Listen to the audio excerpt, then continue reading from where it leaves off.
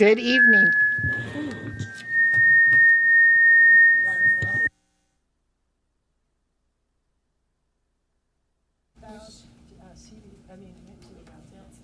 Oh, they're starting? Yes. Oh, gosh. Oh, gosh. It is time. I gotta see You're trying not to be like out of order here. Good evening. Thank you all for coming. We have a quorum, so we're going to begin. So, Haley, can I have a roll call, please? Yes. Chair Joan Jones. Here. Vice Chair Jan Zabriskie. Absent. Travis Preble. Absent. Tim Rupert. Here. Jessica Penman. Here. Steph Olivieri. Here. Pam Hovday. Here. Brian Wright is absent. Richard Palante, also absent. Jeffrey Manosco. Here. Lisa Wallace. Here. Rolf Godon. Yep. And Lindsay Roman. Here. Thank you. Great. Thank you. So now is time for public comment for anything not on tonight's agenda. If there's anyone who would like to speak, just please state your name and you probably do need to go to the mic. Okay. And we're taking comments for things not on tonight's agenda. Okay, great. Yes. So there was, I think, It'll be green if you press the button. Okay.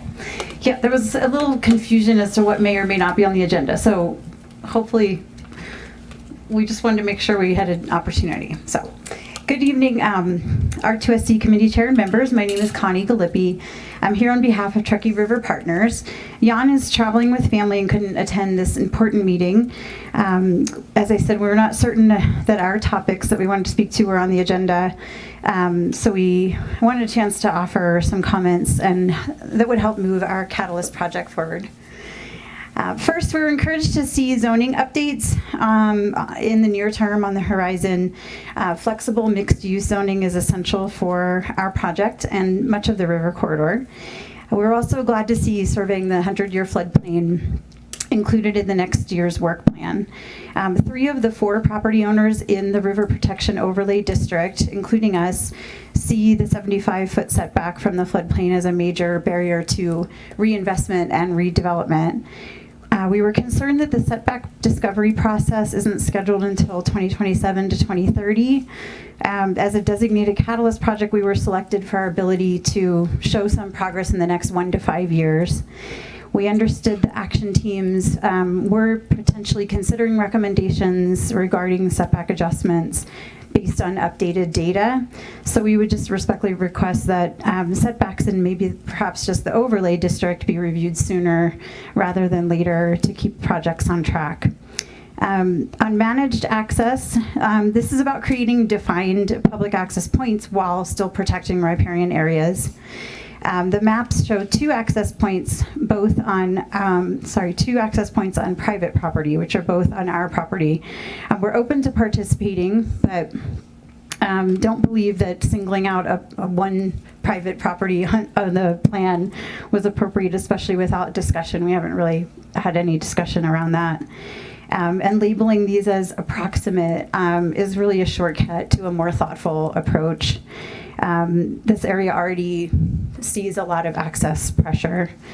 So we urge consideration of our written proposal for a broader managed access plan that's paired with riparian and floodplain restoration from Donner Creek all the way through to River Park Place, which includes the 1,300 feet of riverfront property on our lots. Lastly, on connectivity, we hope that pedestrian connections to existing infrastructure and services are recognized as a critical public investment to support revitalization. We were surprised to see the potential connection to the Minnie Mouse Hole at Donner Creek removed without really broader discussion amongst this group. And especially without having typical active transportation advocates as part of the process. Simply listing this for future study doesn't commit to funding, just keeps it in the conversation. So thank you for your consideration. Thank you, Connie. Any other public comment?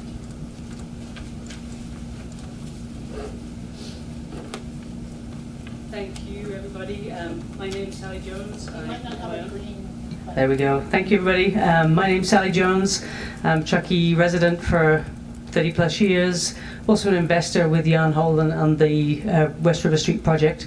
I just want to kind of reiterate what Connie spoke to there of the fact that the zoning of our property and the river setback is what's really been holding us up for the last 5, 6, 7 years. So really want to advocate that we get moving on that so we can start to make plans to make the West River Street a much better place for the river, a much better place for the people of Truckee.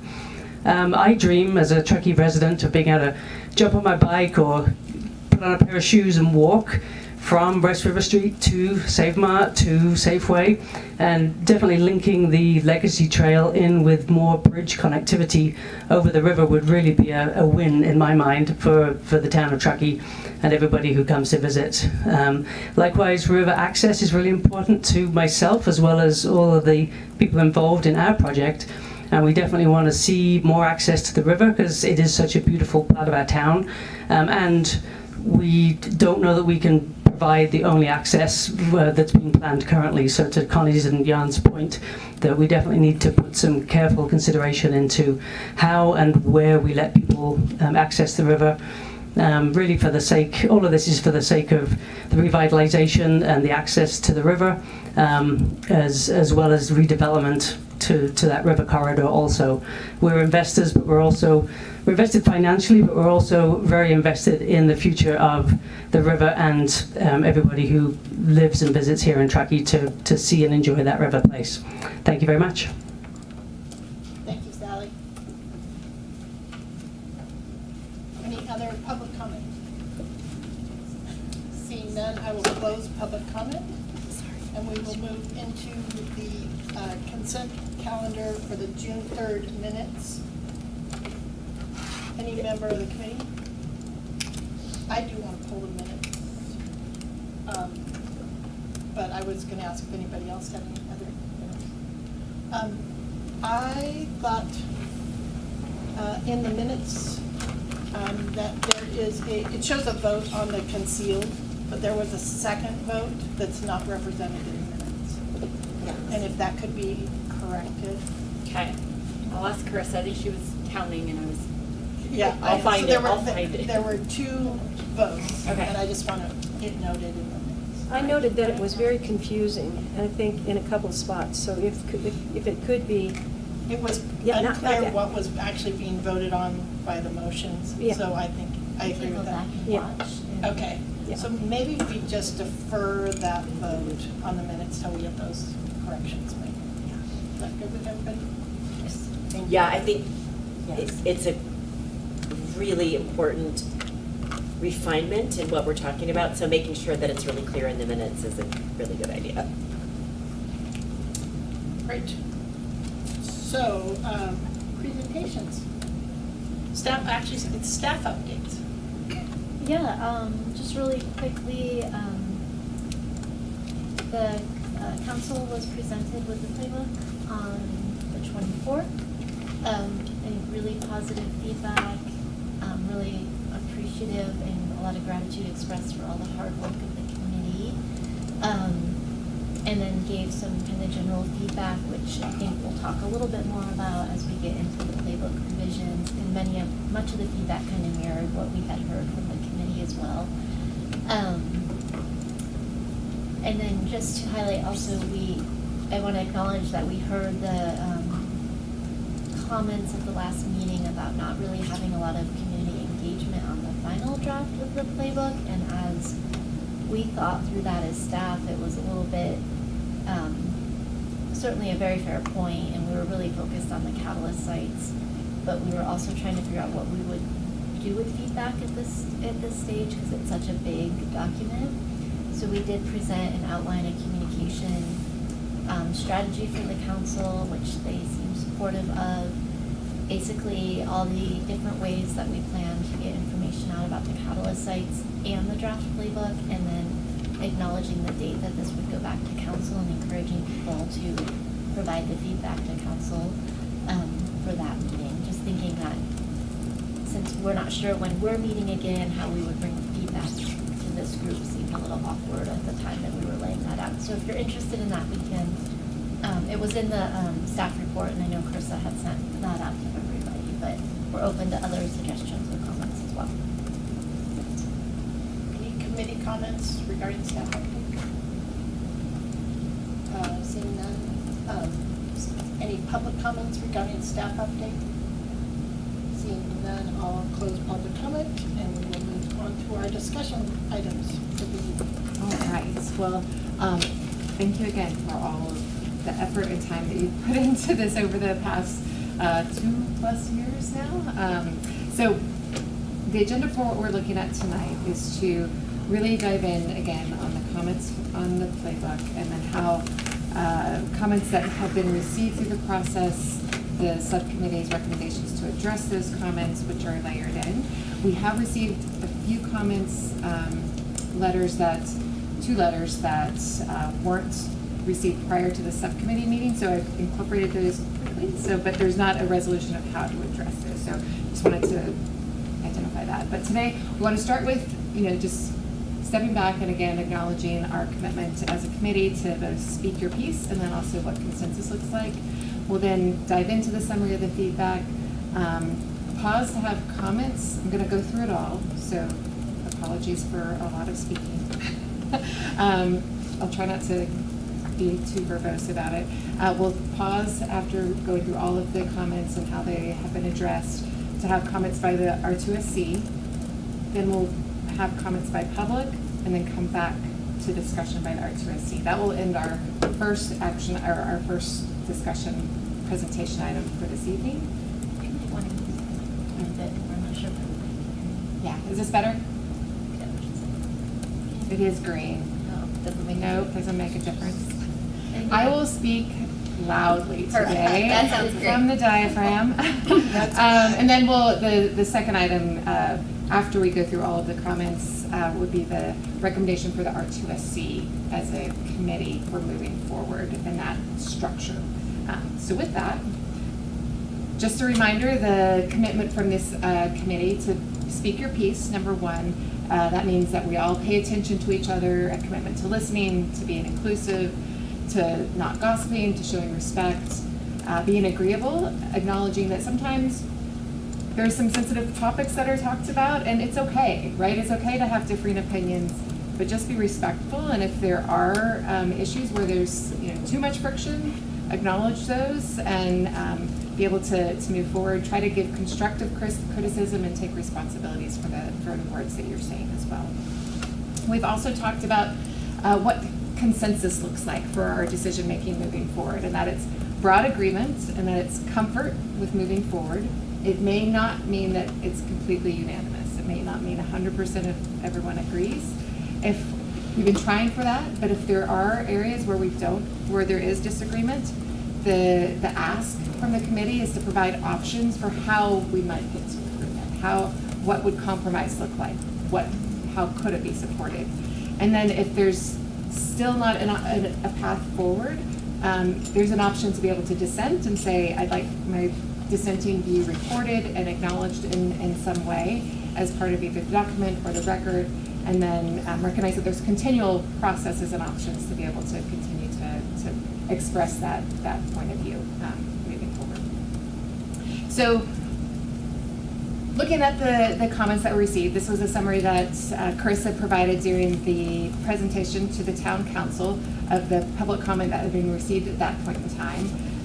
I'll go through these a little bit more in detail through this process, but there were comments around, as you've heard tonight, around trail connectivity, around managed river access, that's around river setbacks, legal non-conforming uses, that we're not done yet, that idea that we need a little bit more inputs and information and specificity in some of the work as a whole. So I'm not going to go through these in details because we'll go through them a little bit more one by one. So first, there was a comment about swamp monitoring. Swamp is surface water ambient monitoring programming. There was a recommendation both at town council and by letter to be able to incorporate that. That recommendation has been added. It was added previously to the action item, so the subcommittee had identified there's no change needed because it is added to the action item around river health monitoring, or stormwater monitoring. Around managed river access, the comments, the themes were that we need more discussion, we need to add more locations, as you heard this evening, and need to clarify some of the decision-making criteria around managed river access. That came from town council of wanting to have that balance between access and then also river health, so that managed piece. So the playbook subcommittee's recommendation was that we bring forward the decision-making criteria that the River Health and Access Action Team had developed as part of that memo. I'll show that on the next slide. And also describe that the locations on the maps are not precise. So there were some added labels and notes that the locations that had been identified were not necessarily precise. So the language that was included on page 58 can be seen 1 through 5 on the left side of the screen. I'm not going to go through that verbatim, but know that that is the language that had been identified by the River Health and Access Team from the memo and got pulled into the heart of the document. And then again, the notations for identifying that the locations being identified were not precise. And that also, information was also then added to the executive summary, just so it was higher up in the plan as well and not within the meat of the plan. So this was a letter that we received this afternoon, that also talked about managed river health. This was from the Truckee River Legacy Foundation with the recommendation, and we can talk about this as a committee, but the recommendation to modify the action list items C3 to add those the verbiage in red, and then also to look at a managed river access plan. So this is the comment that you heard this evening as well. So that would essentially extend some of the yellow areas along the river to create a managed access plan with erosion mitigation in collaboration with landowners, both in the East River portion and then also along West River Street, Truckee River areas as well. Next, around connectivity with shared use paths and bridges. The comments was about adding the shared use path connection and the bridge north of Donner Creek Mobile Home Park to the Mounts Hole along the UP Railroad corridor. So it connects to SR 89 and add the bridge that would cross Donner Creek at that point. And then also to further discuss the realignment of West River Street. The subcommittee discussed, and they did recommend some language edits to the one of the action items, but did not recommend a change to the map at this point in time.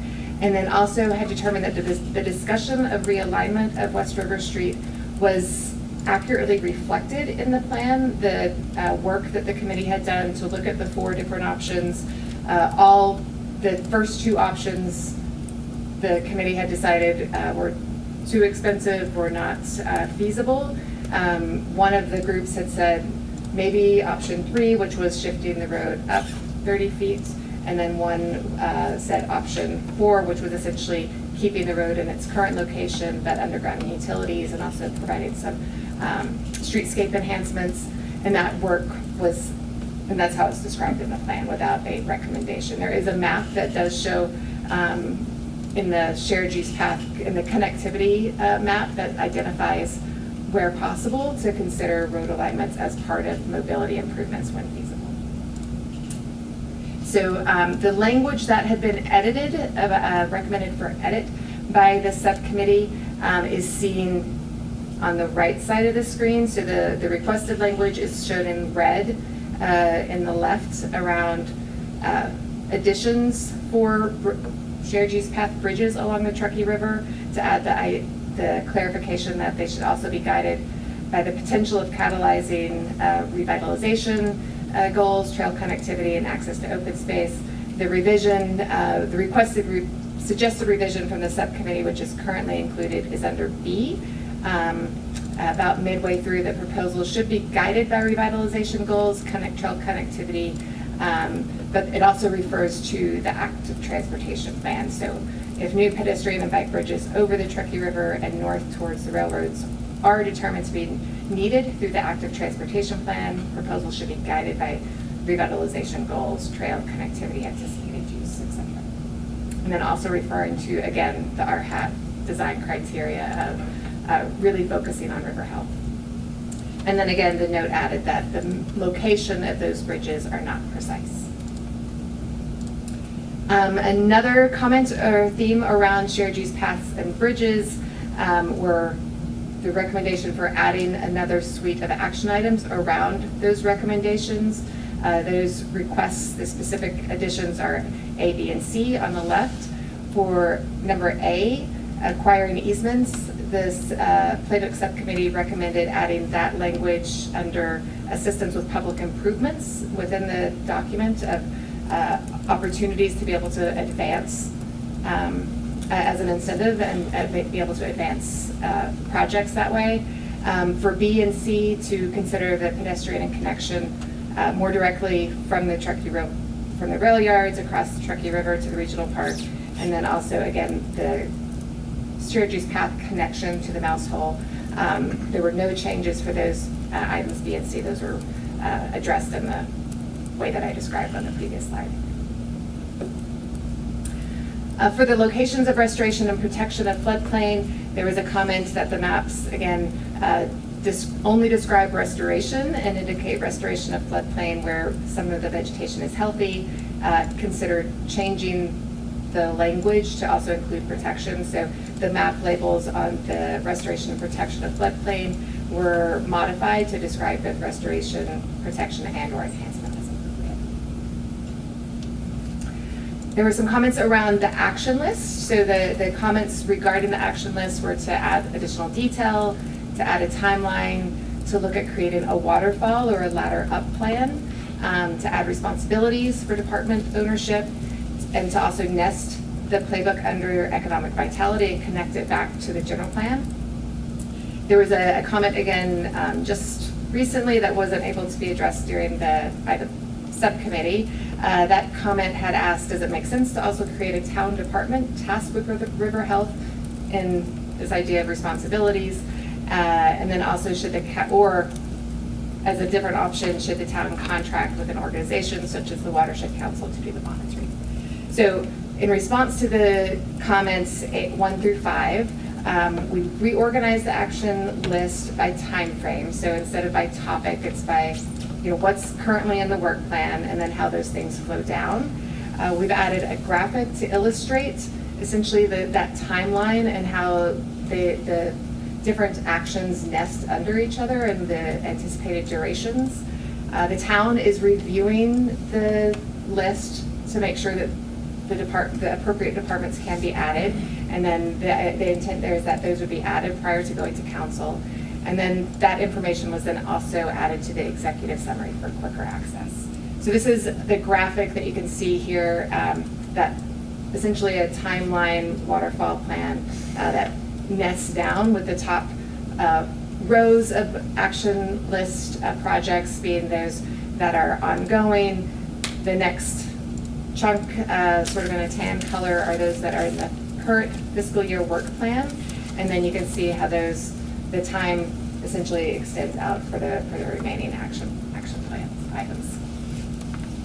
We've also added a graphic to help describe how this plan nests within or underneath the economic vitality strategic initiative, and that it then connects back to the general plan. So I think this is an important piece in terms of just flow as we think about the role and the function of the R2SC moving forward, is that there's a number of different topics, the legal nonconforming use being one, the Truckee River setbacks, the incentive programs, that the intent is to have discovery phase or evaluation of those, and that they would come back to the R2SC for review.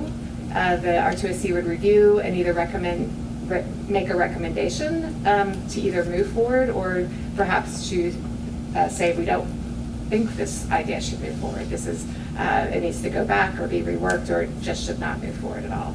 And they would then also be able to identify if it should recommend that it should advance to council for consideration.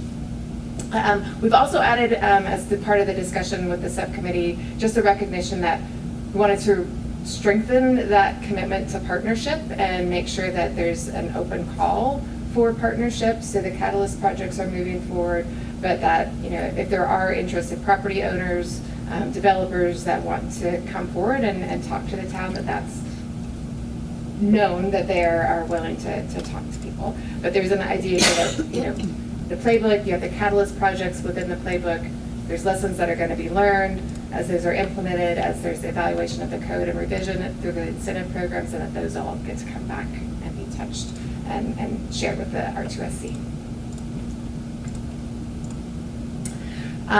Around the action list then, there was that recommendation around incorporating project implementation guidelines, monitoring, reporting, progress reporting. So there was a section added, and thank you, Pam, for providing such a great summary list of, clear objectives, goals, milestones, KPIs.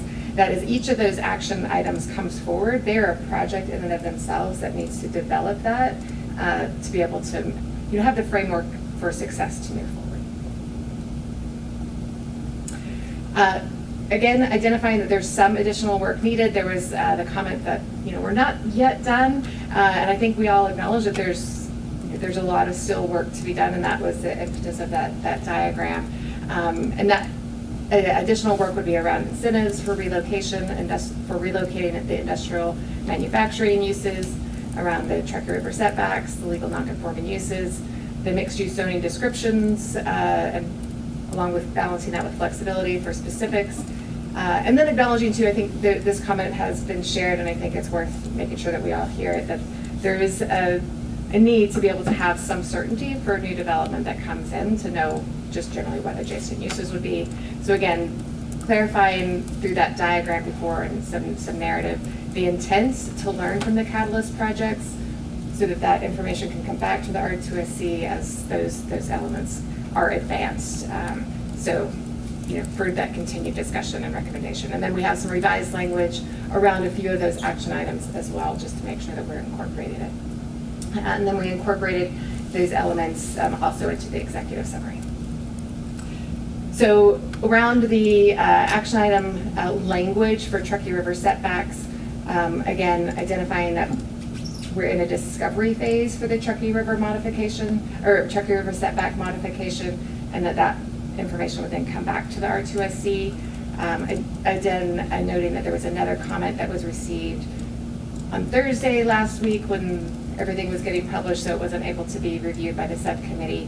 But asking for consideration to also review the River Protection Overlay District to align the code with the goals. So that's here for consideration this evening. The language around legal nonconforming uses, again, describing that it's at a discovery phase for legal nonconforming uses with the intent to come back to the R2SC. And then a couple of other edits. There was some additional vision statement edits to the executive summary to reinforce the intent to lead with river health. As I mentioned, to reinforce the town's openness to partner with willing property and business owners and to find creative solutions. And then the language around receiver heights. Finding receiver sites was also highlighted because it had been modified, but I just wanted to make sure people had noted that it was modified. And then we received another one. I just wanted to highlight one other comment. This was received again last Thursday around the potential need to think about how we're describing public-private collaboration, and is there a more descriptive word around collaboration while the town maintains oversight. But the subcommittee has not been able to talk about that. And then finally, this is the final edit slide, is again, the comments that were received today from the Truckee River Legacy Foundation, some text edit recommendations around stormwater monitoring on page 46, consideration to restructure the recommendations to prioritize the known sediment contributing areas of restoring those prior to then initiating broader studies for the monitoring piece. A question on page 57 around trout habitat to source the identification of the high quality trout habitat area, and then also note that there's likely other opportunities to improve trout habitat. And then also a recommendation around the Cottonwood Nursery, that's on page 84, to do some due diligence before researching the feasibility of creating a Cottonwood Nursery. I would say that this is probably some semantics, because doing feasibility is essentially doing the due diligence piece. So with that, I'm gonna pause. And it's time for the R2SC to be able to, again, be able to have R2SC add to the focus on the conversation. Are there certain sections that you would like to focus on? Are there comments that haven't been heard that we need to hear? And then open it up to the public for the same to understand. Have we heard all the comments before we go back to discussion on how that's being addressed? Could we note the page that we're working on? when Absolutely. we do it so that everybody can follow us? Do you want to start back at the beginning? Yeah. Do you- So we can either just go one comment at a time and just, I'll see if anybody has any additional information or comments to make, which would, maybe we can facilitate it fastest that way. So on the swamp monitoring, we decided as the subcommittee to hold with the language we have in there. Does anybody have any additions or issues with that piece? What page again? It's page 84, sorry. That's okay. And I I know you said that apologize, first, but- I don't have the numbers from the package, because sometimes there's two numbers on your, thanks. So, It's page 84 of the playbook. Page 84 of the playbook, not Right. the, yeah, not of the, the the packet. presentation. Yeah, and we So, just decided. go ahead, I was Jess. gonna say, we decided it was already in there sufficiently, so. Yeah. And so I'm just asking for concurrence with the broader R2SC group that works. Okay? I'm gonna keep moving, because, on the managed river access, I think this has been a major reoccurring, we have on page 58, we have the decision-making criteria, and we also have a description of locations identified on the map.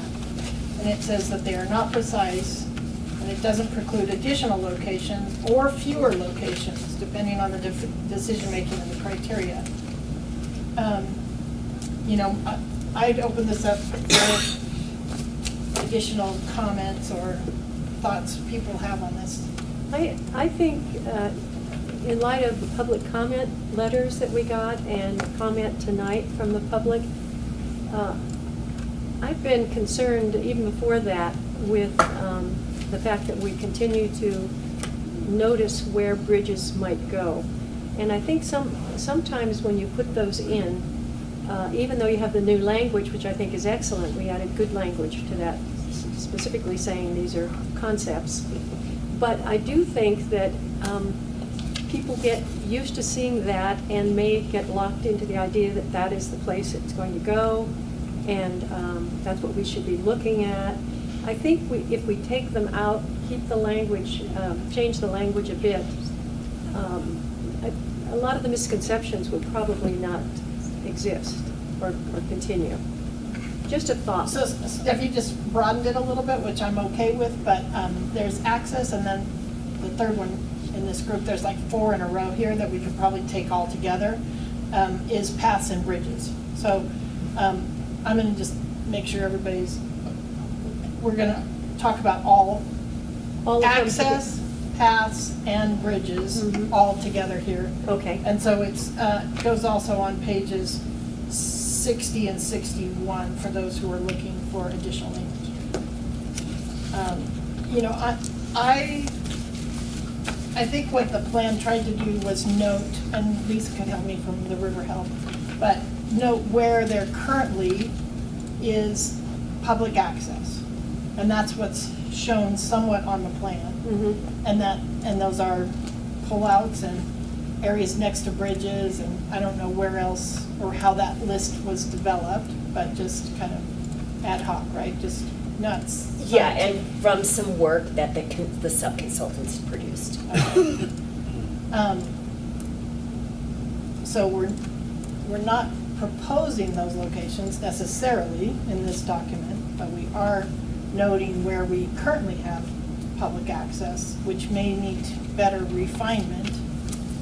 Whether we want to take out all, I mean, I think there's one option to get rid of all showing current access, because we don't have any developed, I will say, I don't think we have any developed access on the river. Yeah, just I know. totally gets into hair splitting, I totally get it, but, the south side of the Truckee River is technically not in our project area.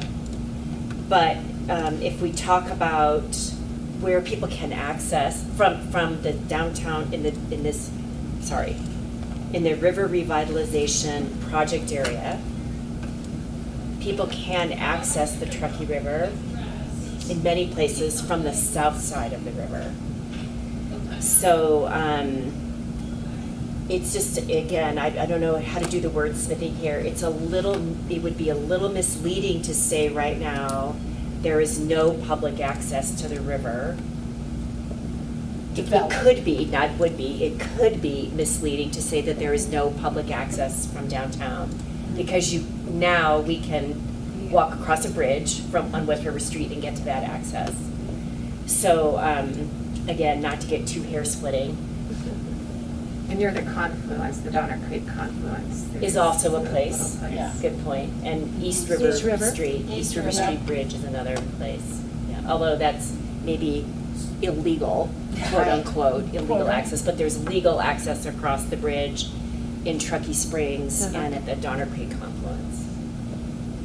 Yeah, So when sorry. I defer back a little bit to the river health, because you guys actually spent a lot of time on this and Yes. talking about it.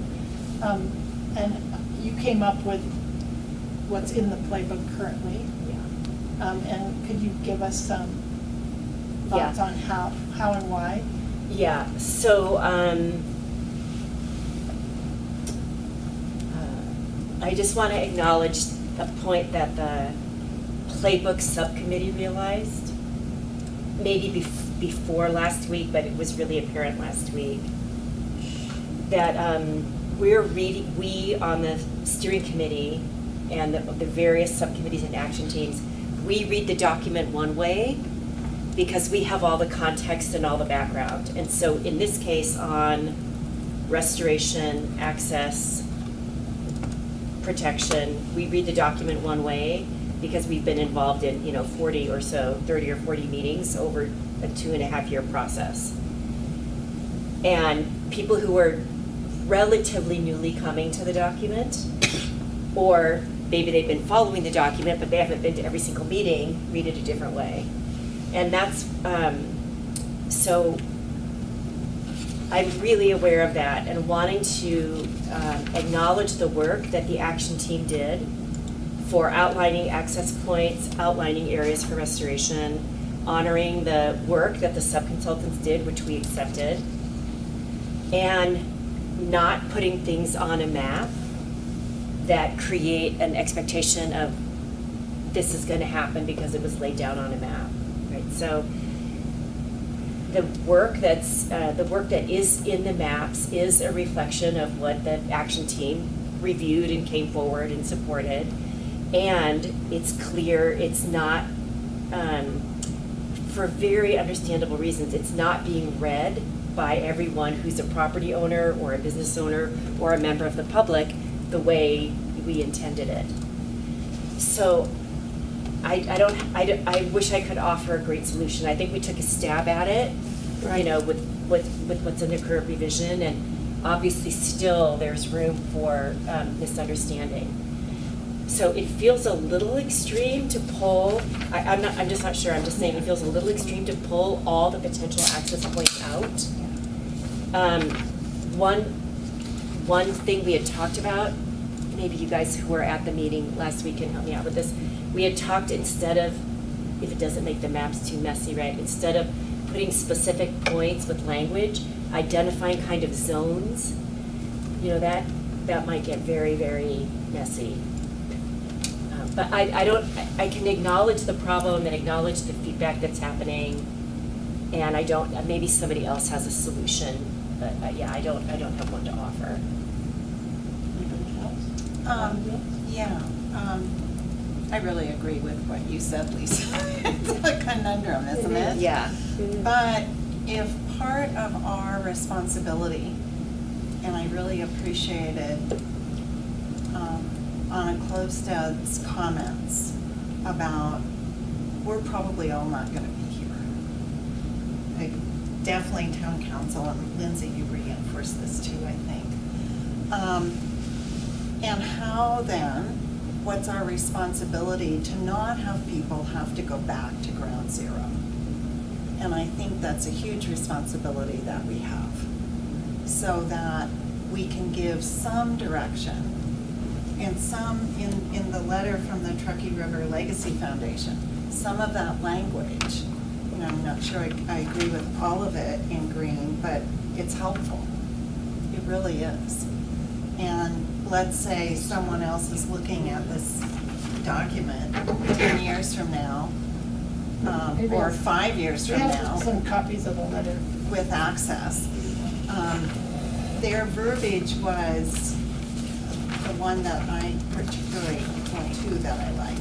Extend managed access plan in collaboration with landowners, including Trout Creek, and create managed access plan in collaboration with public agency partners.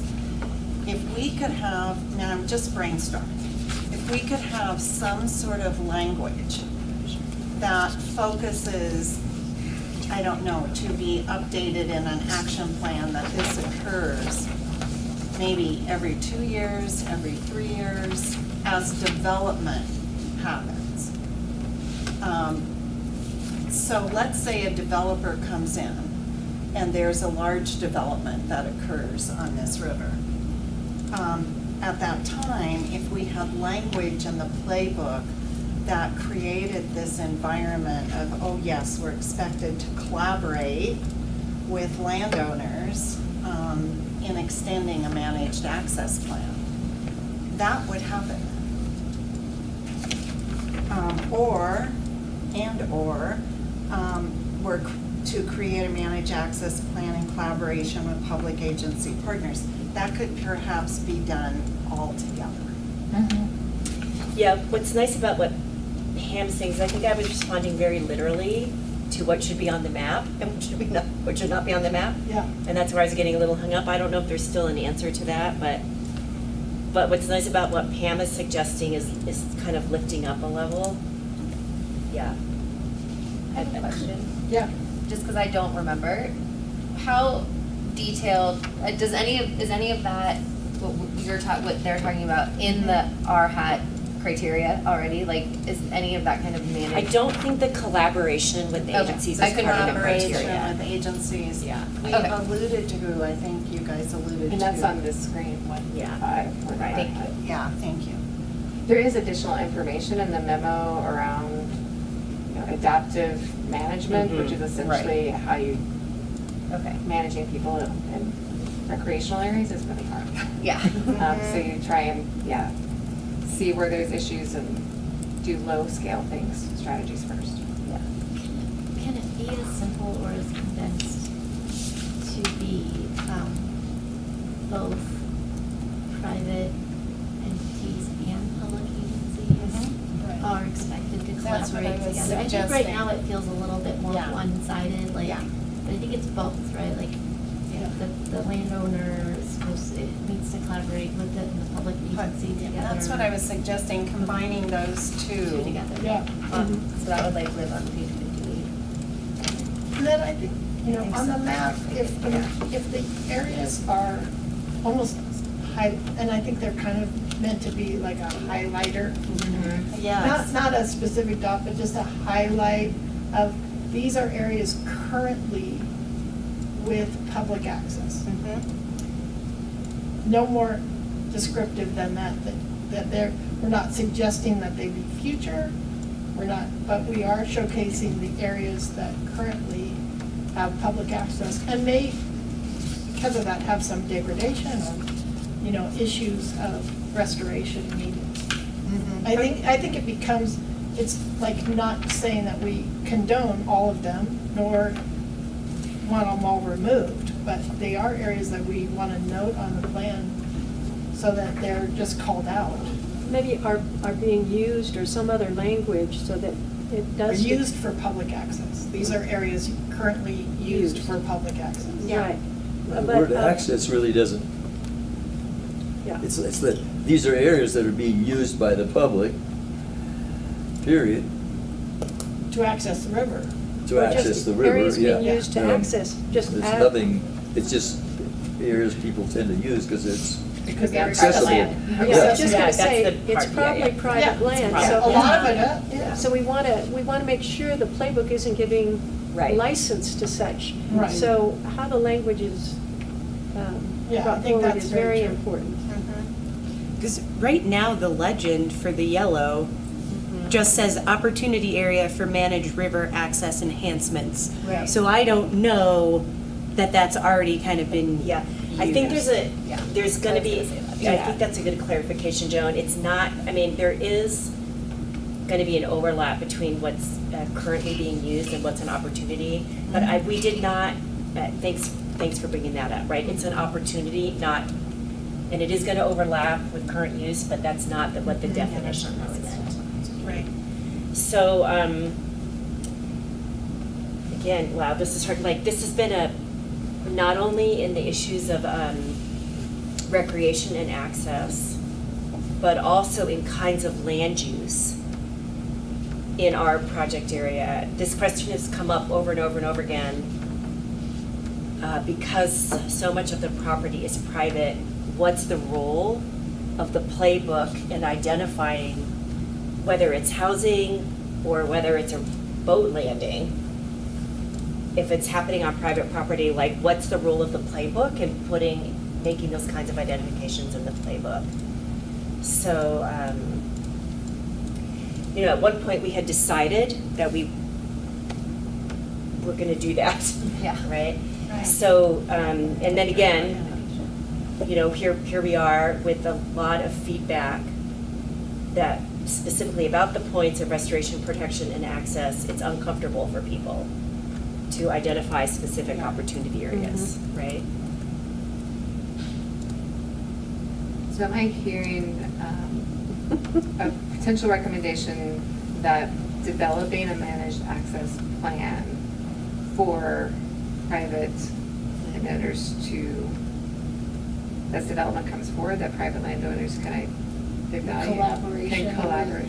I think it Public goes into your agencies. little yellow box on You know- page 58. Yeah. It's like an Yeah. additional. I would add it, and I agree Yeah. with Jessica. Sorry, I'm just gonna offer this up as offer it as a question.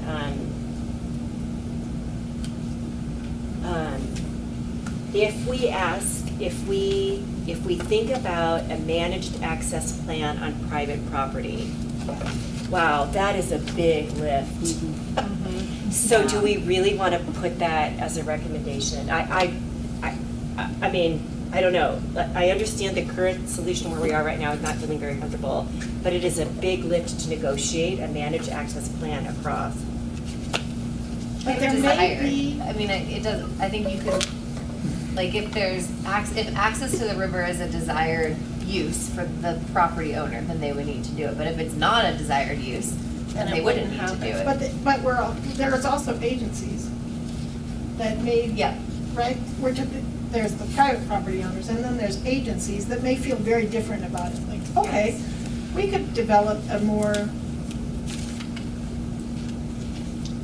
I want to say regimented, but I just want corralled or whatever, a planned space that's actively managed for public access. We have a lot of unmanaged areas, right? But so I think there's multiple options in the plan. And people are gonna access the river whether we say something here. I mean, if we don't say anything, then I think we've kind of left a big piece unaddressed. I agree, and I really hear what everybody says. But I think that we're not stating that we're going to insist that property owners, have to do X, Y, Z. We want to be able to say, extend or create a managed access plan in collaboration with landowners as well as public agency partners.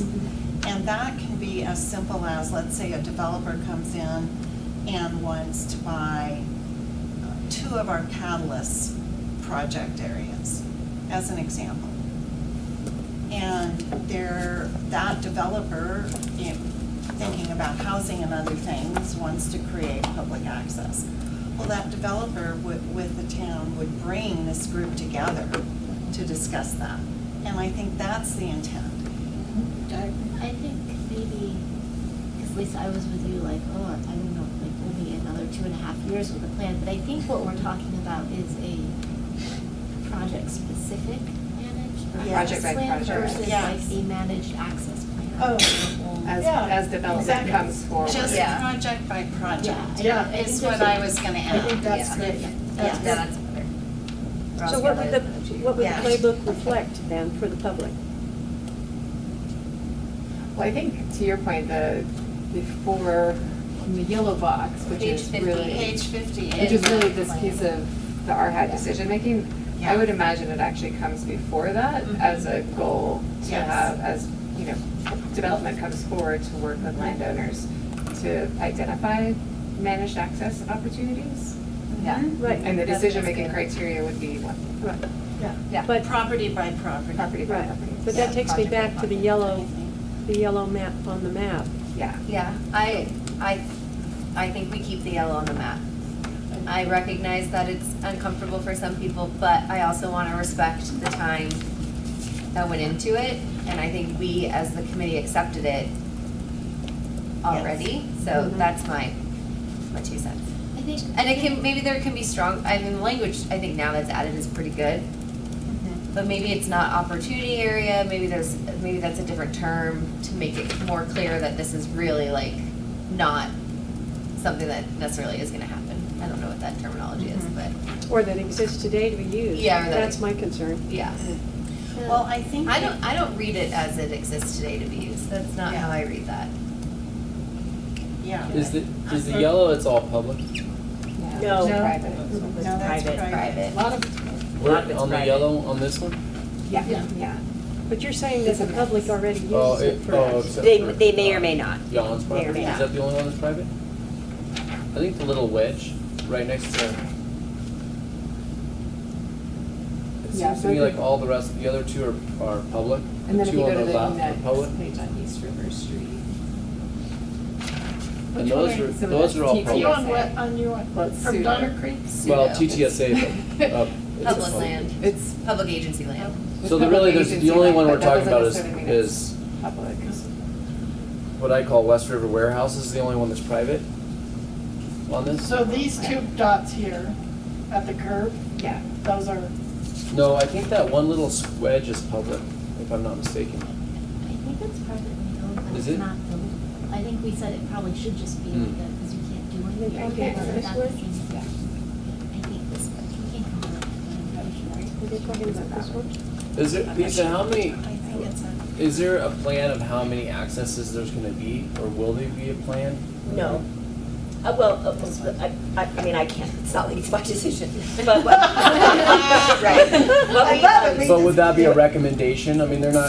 So what we talked about at the action team, we had a fair bit of discussion about it, is that in 2025, with the data and information available to us today, we can't make there's just not enough data or information, or to know what's gonna be happening 20 or 25 years from now, for how much access on the north side of the river there should be. So that's why we identified what some potential areas could be, and why we identified the decision-making criteria for people to consider managed access in the future. Maybe that word is potential area for managed river access instead of opportunity area.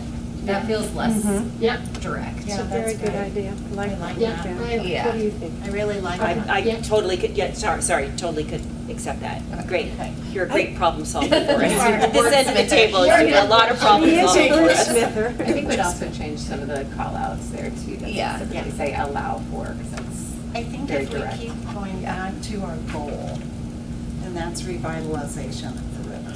yeah. Yeah. Protecting the river and revitalization, and we keep going back to that. I'm remembering the project in Napa, you'll probably remember this part too, Jessica.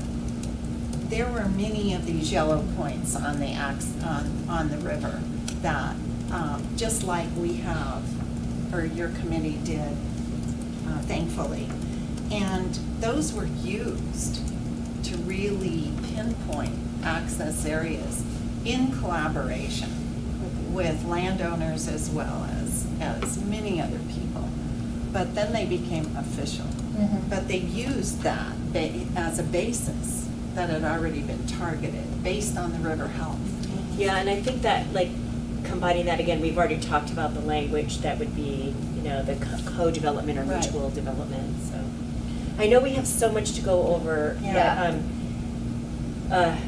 So you at the beginning of this conversation, Joan, had asked if we could combine this, the access, the restoration and, The paths and bridges. right? And Steph started with bridges, and so I actually just did want to circle back about the bridges shown. We've had comments on both sides of that fence. Some saying that we should show them, and some saying we shouldn't show them. So I'm kind of looking for more direction here and feedback. I will just say that one of the things we really talked about at the subcommittee meeting, we decided that we should not show more, and that the group kind of decided that besides the ones that were planned, we didn't feel like we should be directly recommending other bridges because the job, or the main goal of this is river health, right? We talked about that revitalization, but river health is supposed to be the overarching thing that we're looking at.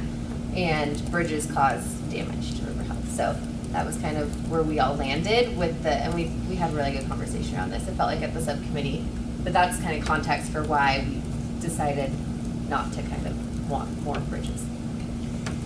Yeah, You wanna again, add anything to yeah, say? no, I just Yeah. say again, a lot of the information gets a little bit confusing and a little bit hard to track. Some people are tracking, some people are not, who've made comment, that there is a river crossing funded, scheduled, that goes in across the Truckee River. That is happening. Yeah. And that is on, And it's that is shown on the map. Right, Yeah. and that is on the map. Yes, and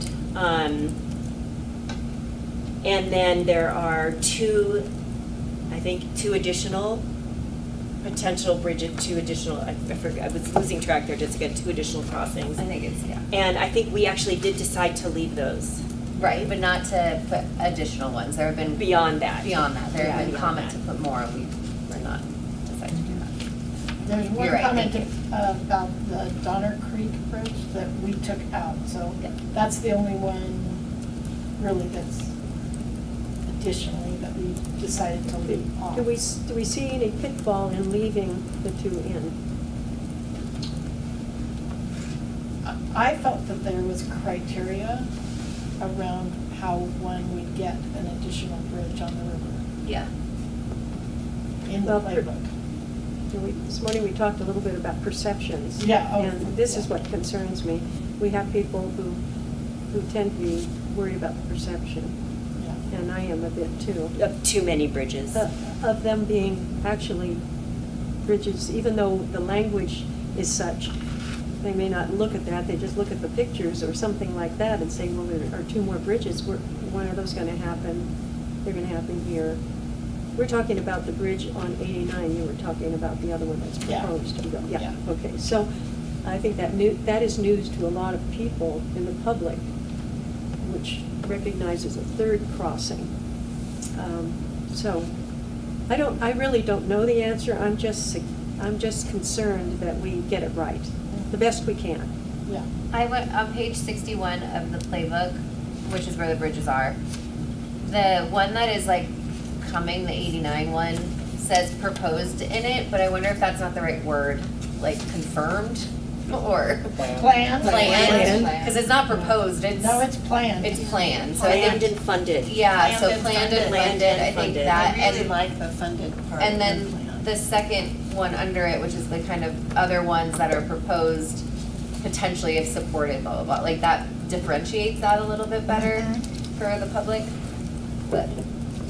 Planned and funded or proposed, I like that. And another Yeah. key part of the Yeah, those are language, different. somewhere I Very can't find it good. right now or remember exactly where it is it talks about there's, I think this is a really important statement for us all to remember. There's nothing from the steering committee or the action teams that's a recommended prohibition on additional use in the future. There's no recommended prohibition Right. on additional access or additional use in the future. Right. Could we use the word, Jessica, you're such a good wordsmith, something like conceptual, For, instead of proposed, instead of proposed, For that the bottom word line. conceptual, to clarify. yeah. And I think a really important, and I wrote this down It's also earlier, is that there's an active transportation plan in the works. And we talked about that too. Yeah. And it's highlighted in here in this section under the bridges. It's also part of river access and connectivity, and that is happening right away. So having our plan, one, reference that and also provide some information that hopefully they will utilize in that, in developing the transportation plan, I think is really, both, they should complement each other and move the ball forward. I really I like agree with that. conceptualize. Yeah, I like that. But I want to come back to what I just heard you say. I think it's really important that we have basically exactly what you said. Yeah, which was Verbatim. no recommended prohibition on future uses. On future uses. I think that's. I think we're specifically talking about access uses. Yeah. Right, access uses. Yes. While we're under the access, I think that's really important because things are going to change. That's right. That's all we know for sure. Tim's question, that's kind of the flip side of what you were asking, right? So, I think. Yeah, I mean, yeah, so my it's gonna thought be was if there's a certain number of accesses that's gonna eventually be recommended, like 10, then, you know, somehow, if it's on private, they get incentivized to, if that's an access, that they get incentivized to use that property as public. I don't see Fox Mead as being anybody wanting an access through their private lot. It's a little different between a development and a private lot. Even if one neighbor wants it, wants to create an access, the other neighbor's not gonna want public right down through that private little subdivision. it's really hard to tell, you know, how much is the area gonna grow? Yeah. Right, so, yeah. And how And what are it's what gonna will be the change. transportation demands? I think there's probably additional language that could come that would speak to, my concern if we take them all off, is then you're kind of opening it up to as many as People want, yes. people want, right? Like, having some on here gives it some framework, whether it's one less, one more. This is the ballpark of what the committee was working in. That's how I would read it, and maybe we need to add some language that kind of just reiterates that a little bit, or underscores that it's not that they have to be in these exact locations, which I think we've captured here, but this is about the scale of what this committee talked about. Yeah. Yeah. Because I think the perception Yeah. is still there if we take them away, and perhaps even worse, that it could be, oh, yeah, well, we want more of them all along, and this book doesn't say that's not possible. Yes. Yeah. That's a really good idea. But if we're saying that, who knows about the future, why put anything in? I mean, why not just, you know, if 20 years from now they want 8 bridges, and it's appropriate, or whatever, I mean, I think that's right, but I think in that scenario, what happens is this goes back to a council or committees formed again to see if we really need these. And we have a criteria to, like, does it meet all the criteria? Right. And that's what this, I think, really does well. Yes. so I think my thought would be, you know, the 2 optional bridges or whatever, I don't know that they should even be mentioned. It's just, who knows, it's the future, and the fact that the playbook and whatever is open to change in the future.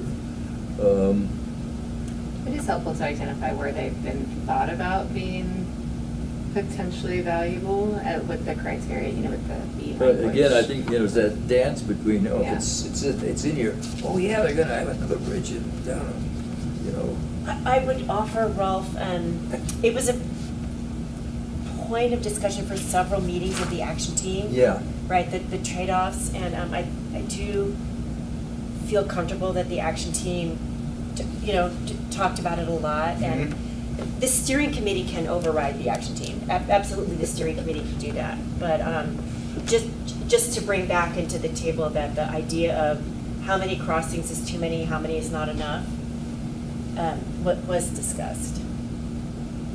Yeah, what I'm thinking is we're saying now it's the two that are there plus the one that's planned Yeah. is enough, and that's cool for now.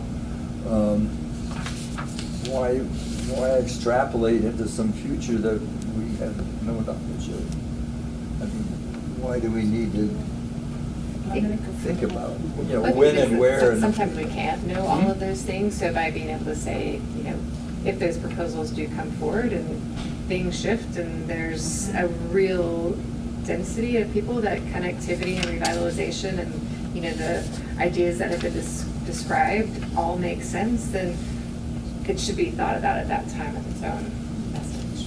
I think it's also a nice way to provide that compromise as well between all the voices that come forward. I mean, I think we're basing this whole playbook on what we know now and what we're looking at in the kind of short-term future.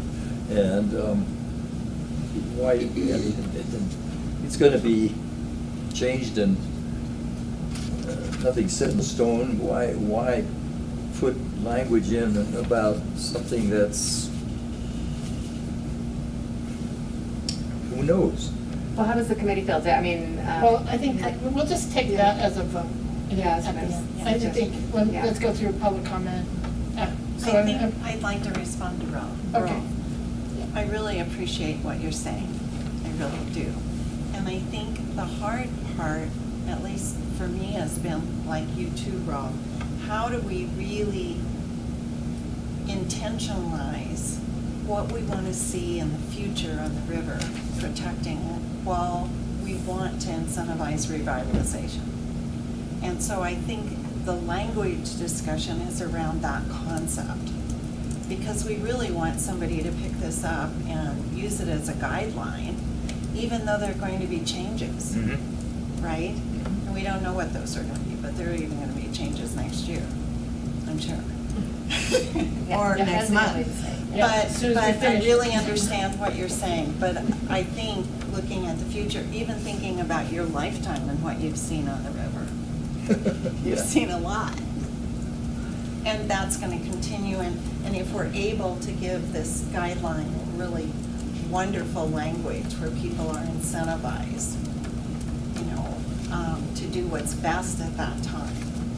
Pam, you keep using the word concept, which I think is really important, and maybe it would, help with Rolf's idea and such as those bridges that we have in there is somewhere in the line that comes down, conceptual. I like that. I think that's on the ledger. Yeah. Yeah, and other places, but Yeah. in the ledger for sure. I saw that, yes. That's a really, I really like I like that. that Yeah. too. That it's So then- conceptual, then and that would help, I That think. answers your concern. Yeah, Yeah. kind of really Yeah, make it. it's conceptual. Yeah, conceptual is. Right. There's one more piece that I just want to make sure everybody is aware of and is comfortable with, is consider acquiring easements from landowners to provide bicycle and pedestrian bridges. That was a comment. That was added by a recommendation of the subcommittee into page 87 on the assistance with public improvements, was acquisition of easements language. Yeah. So we did pick that up and it has been addressed. The other comments about consider bicycle pedestrian connections more directly to the rail yard and all of that, there is no change as it's kind of discussed previously, and then it's part of the active transportation plan. So is everybody comfortable with both of those? Yes. Okay, great. I That think was we'll really move well fast. done, Joan. It was well done, how that was added, Moving to the restoration and protection of the floodplain. And this has been an ongoing comment throughout the entire 2 years about the floodplain. The recommendation by the subcommittee was let the maps labels revised to describe the restoration, protection, and/or expansion on page 50 and 51. Are we talking about the actual page? It's the actual, yeah, in the document, Yeah. so Yeah. the one on the left That probably. page. Oh, this page? Yeah.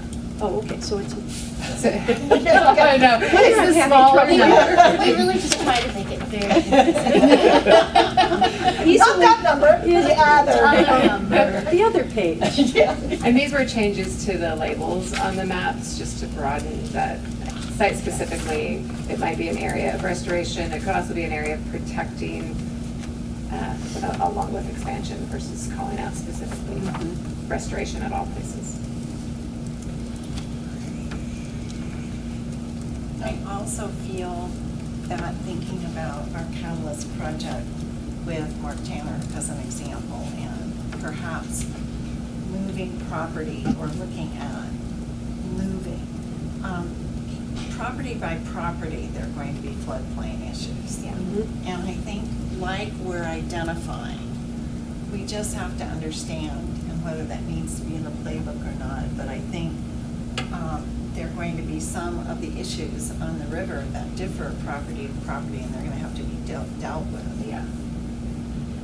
Access seems is to one, me that floodplain is another. The survey of the 100-year floodplain is like a critical piece. And I'm not sure where it's shown. There was reference by public comment that it was shown like 5 years from now. And could we, Yeah, it's actually, because wasn't this fiscal year in 2025, it's 2026. okay. So that's the Next. survey of the I floodplain. think this is But the another place discovery- where yeah. things get confusing, like understandably, totally understandable why it gets confusing. The catalyst projects, you'll correct me, Jeff, if I'm wrong on this, but the catalyst projects have the ability to potentially negotiate all restrictions right now, including the floodplain restriction. A catalyst project does not need to wait for a 100-year floodplain survey for that to potentially be a point of discussion. So I think there's That's correct. totally, yeah, That's correct. like, totally understandable why this is confusing, totally understandable, but, a survey of the 100-year floodplain and then a potential revision of the River Protection Overlay District and/or setbacks.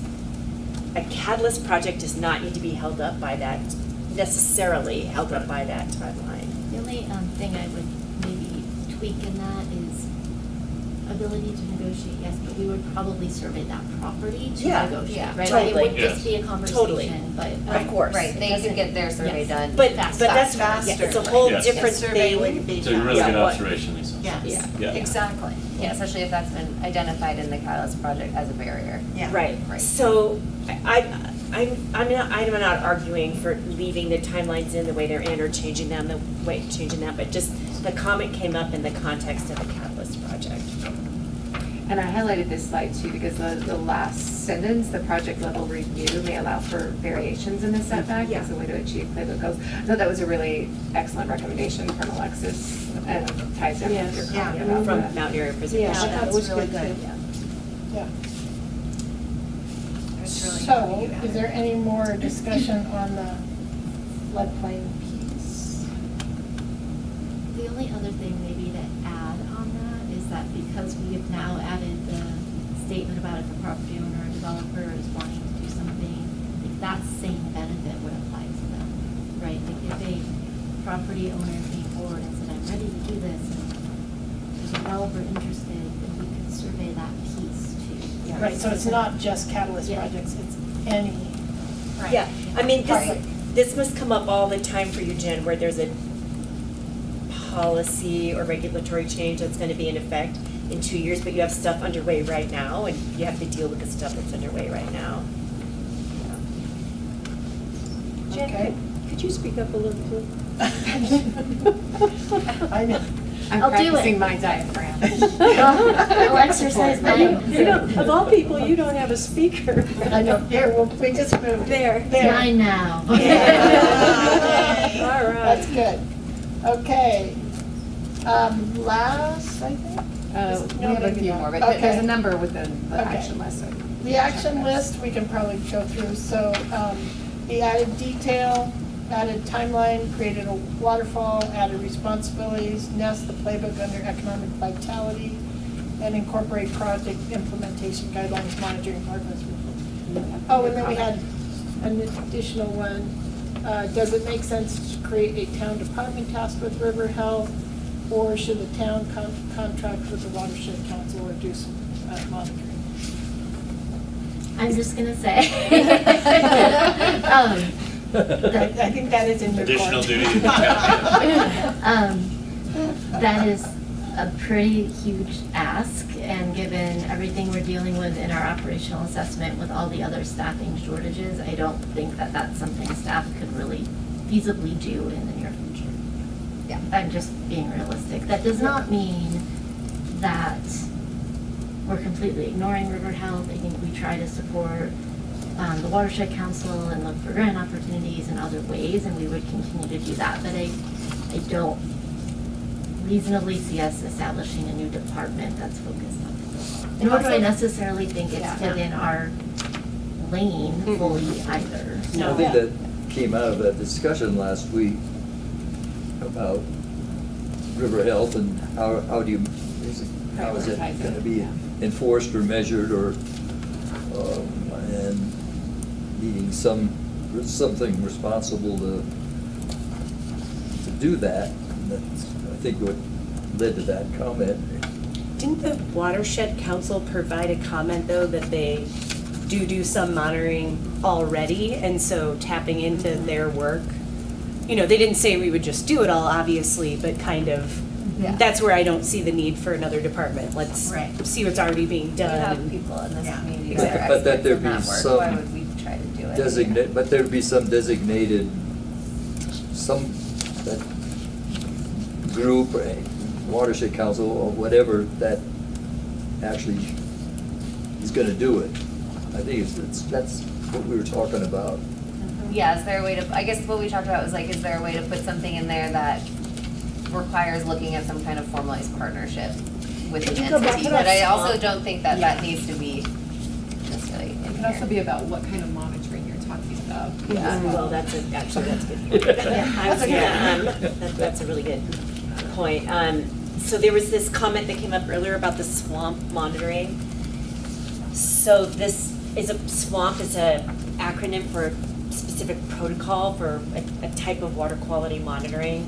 It looks at all the aspects you would actually want to be monitored, so habitat around the river as well as the water itself and the organisms that live in the river.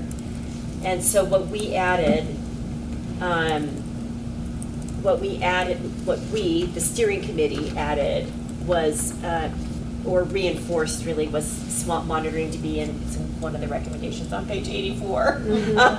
That'd be in there. So what's not pinned down here is precisely who's going to do it, right? That's in the future. That has to be pinned down. But we collectively, the steering committee have said we wanted to have this happen. Yeah, and that's what's being reviewed by the town. to Yeah. understand Right. who we're getting this. Right, I want to emphasize what Stephanie just said.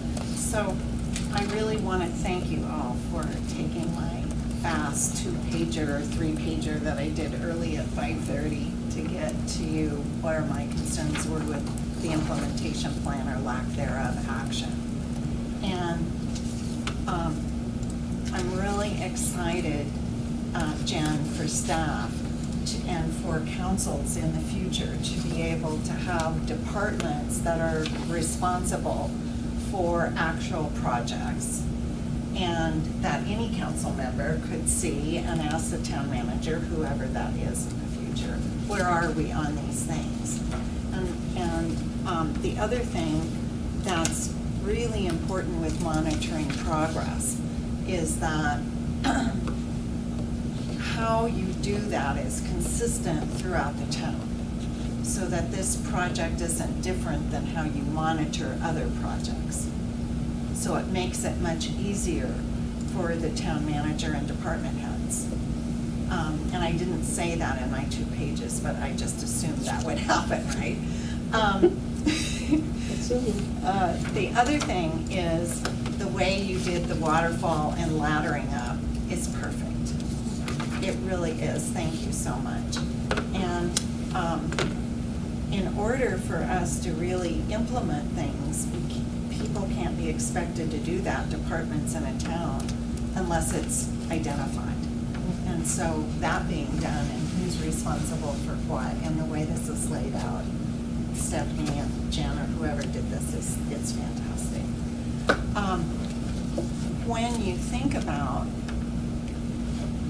adding a department, I appreciate someone really wanting to have something more like that. I mean, the intention, I'm sure, was honorable.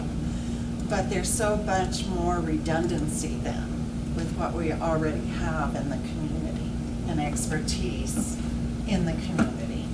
And sometimes I think it's easy to forget that because we have a lot of expertise in this community.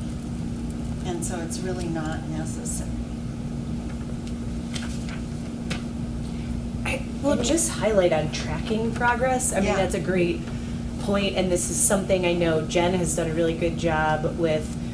You know, on every council staff report, it'll have a check mark if it's one of the 5 council priorities, or it'll highlight G7 of the general plan, you know, so I could see this being an opportunity, so when there is something, since we know some of these action items are already part of our work plan, that it'll kind of be highlighted there and kind of live, you know, and we get quarterly work plan updates too, so that way it'll show on all the R2SC related items where they're at, and then maybe just, you know, I would just say to Jen, keeping in mind that's a good thing to highlight, I think, in staff reports and stuff too, just for tracking purposes. Great. Any other comments on the action plan list, action list? All good? Great.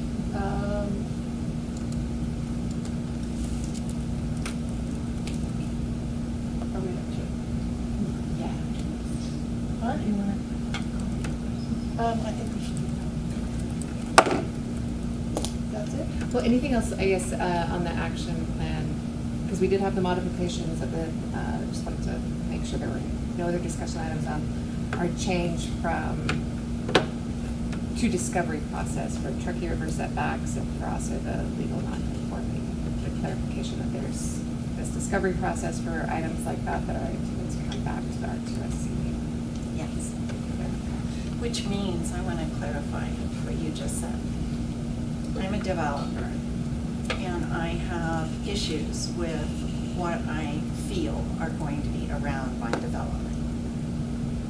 I would then have the flexibility to work with town staff and talk about non-conforming and what I was worried about in a collaborative manner. Yeah, I mean, I think that a developer would come at any point in time to talk to the town. But that's not what that I don't is think talking that- about, yeah. though. No, I think this Yeah. says we're coming back. Yeah. It says we're coming back. Yeah. Right. I just wanted to give that example Okay. Yeah. because, yes, it's an important example. Because I think, that, yeah, we've heard that there needs to be more Flexibility. work and to understand if there is flexibility, what that looks like. Yes. Yeah. Exactly. Thank you. Yeah. With that, I think we've gotten through everything. I would like to open public comment on all of this. So if you need refresher, yeah. But thank you, Sally, for jumping up. Good, Sally. Again, just want to say thank you to all of you for all the time and effort you've been putting into all of this. It's mind-boggling. Lots of documents. I just want, again, with my owner of a properties hat on, I'm still not that comfortable with the languaging around the managed access. Like, I'm looking at the map and I see our property as the two identified spots of where we're going to allow for managed access in coordination with restoration. Again, we're for managed access, we're for restoration, but it does make me uncomfortable as an investor, as an owner, to have those two spots on the river on the west side is identified. There's a beautiful section of land just downstream of us, which is also a potential for great managed access and restoration, which isn't highlighted. To Pam's point, I think it was Pam said earlier, with 10 years from now, if we haven't done anything yet and we want to sell the property because things have happened, somebody picks up this playbook. It is a playbook, but somebody could take this as a literal interpretation of this is what the council, the town, everybody wanted, that we wanted public access at this spot. The suggestion I have is to add potential in there, allow for potential managed access, or potentially allow for access. And somebody also mentioned, what about a broader highlight across more areas on the river? So consider the property just downstream of us, consider that whole length of the property. I mean, the whole length of the river, because there are other areas there where it could be great. But when we're looking at private property, if we wanted to sell this property, that could be a big deterrent, or bringing in more investors to help us develop it in the way we want to develop it. They see this, that's well, no, because that's kind of that's going to really restrict what we can do on this property. So again, just a suggestion there, add potential, probable, and add a little bit more highlights, which I think were discussed earlier too. So thank you for consideration. Thank you, Sally.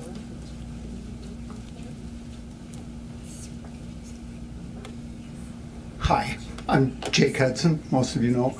I just kind of wanted to redeem myself a little bit, that I made a comment to the town council meeting, and it came out as consider reducing the river setbacks. And I wanted to just clarify that there are some properties. I saw a note, I thought, from this committee saying stick with the 75 feet river setback. And I just wanted to say that we could miss some opportunities there, that there are a couple of parcels that have already previously been graded over the years, so they're kind of gravel dirt lots. And to just say we've got to protect that, I think we're missing an opportunity to maybe restore some riparian area, or reduce that setback and end up with a better product than if we just have this blanket 75 feet, because that's a pretty arbitrary number. And then real quickly, on the managed access, part of the River Health and Access Committee thinking was also to restrict access in some areas that were maybe getting too much love from people for the river.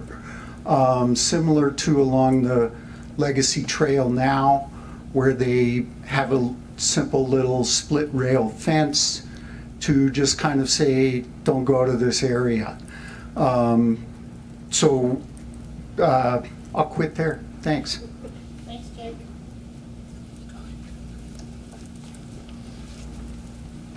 Hi, Jason Toops, former member of the Economic Action Team and current Planning Commissioner. I support all the changes. Great discussion, guys. I thought it landed in a really good spot. I really want to emphasize and share Stephanie's concerns about the maps. I really think the audience for this we have to think about is a council like 12 years from now.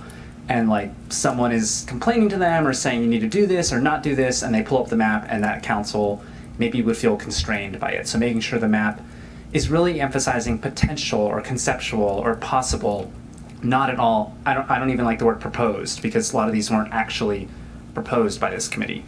So sharing what I think I also heard from a previous commenter.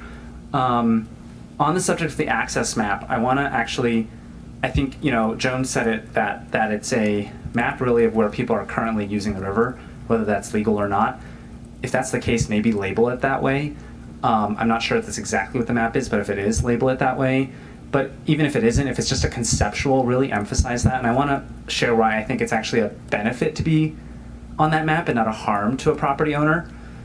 So let's say you're a property owner, developer, you want to make a change, and as you may know, often when you want to develop something in our town, you come up against some code issues. You need a variance, you need an exception on those. And to get that, one of the best ways to do so with working with the planning staff is to get a plan development.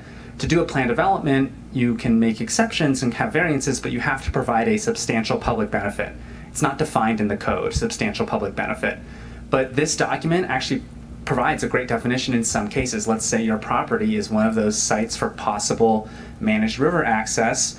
You could go to staff and say, hey, like, we want to do this thing. I know we need exceptions, but we're going to provide a substantial public benefit. We're going to provide managed river access. Here's the criteria from this document. It has 6 criteria. We meet all 6, 1, 2, 3, 4, 5, 6. And we're going to provide it. Here's what it's going to look like. And that, thus, now we can work together on a plan development and get us to do what we want to do, work together with the town. So I actually see being on that map as a benefit. But again, only if it's really, truly conceptual and potential and not required. Thank you. Thank you, Jason.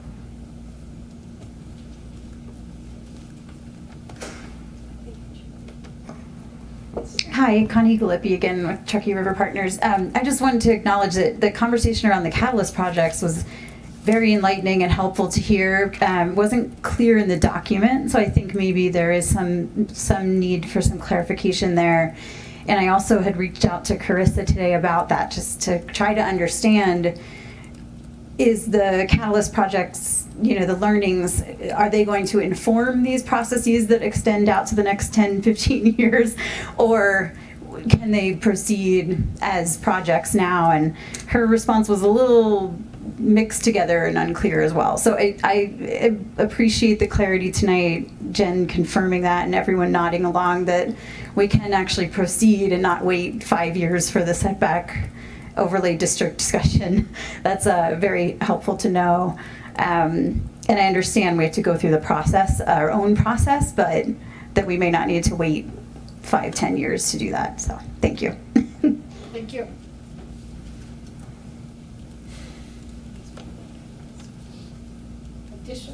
No additional public comment. I will close public comment. Stephanie, summary of a few little. So there were a couple of additional edits that we did get to slides, because they were additional slides, so. from today. One, should we rewrite the word on page 75 where we talk about the Catalyst projects, fostering public-private collaboration? There's a question like, do we need a more descriptive word than collaboration? And concern with the town maintaining oversights. Overall, want any more additions in that? And then finally, just the other edits that came forward as part of the Truckee River Legacy Foundation letter that I, some text edits around stormwater management, the enhancing trout habitat, and the conflict nursery. If you would like to make discussion around any of those thoughts, Can you go back I'd like to make sure we hear. slide? Yeah. And to make sure I understand the public-private collaboration piece, would be get it correct for the Catalyst. Well, project. yeah, it seemed like the collaboration concept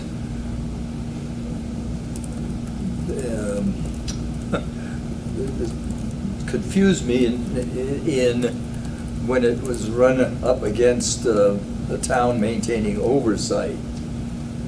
It kind of felt like, well, we'll collaborate, but we got the final say, so it seemed to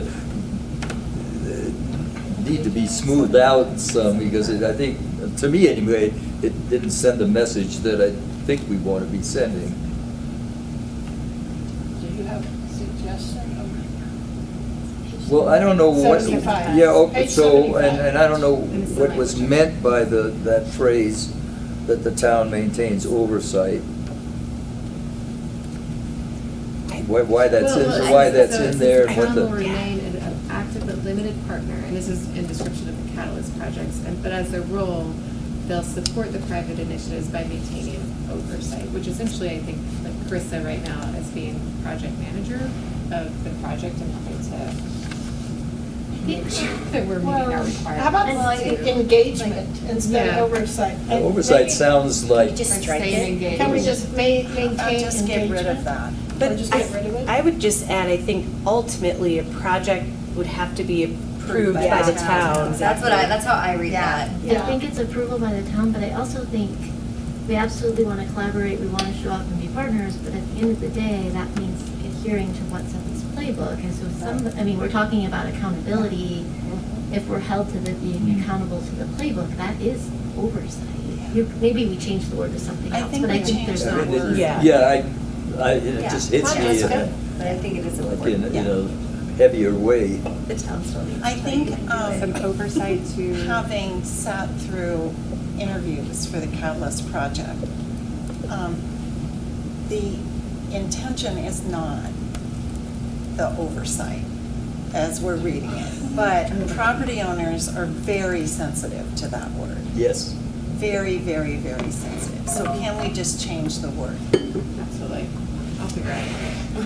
Okay, we'll change I'll the think word. about it. I'm Jessica wordsmithing in was my gonna head. do it. You know, I just given that the town has to approve a project, can we just strike the language? Can you just, can it just be a full stop for that phrase? Is that misleading though then? Like, I don't know, is it, that's a Keeping with question. the entrepreneurial spirit of the initiative, the town will remain an active but limited partner supporting private initiatives by maintaining oversight. How about just by maintaining oversight? Supporting private initiatives. Yeah, why, we don't. Period. Period? Period. If that's uncomfortable, I know. it's fine. We have to ask them. Yeah. Jan has to feel comfortable. say it again?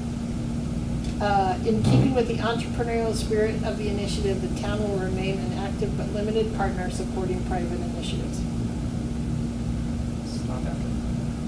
If we need the while maintaining oversight. Yeah, what if it ties back to the It needs to tie back playbook? into To the the playbook. Private initiatives as they As outlined. Outlined in the with the playbook. That's good. And approved by That's it. town council? Yeah. Yeah.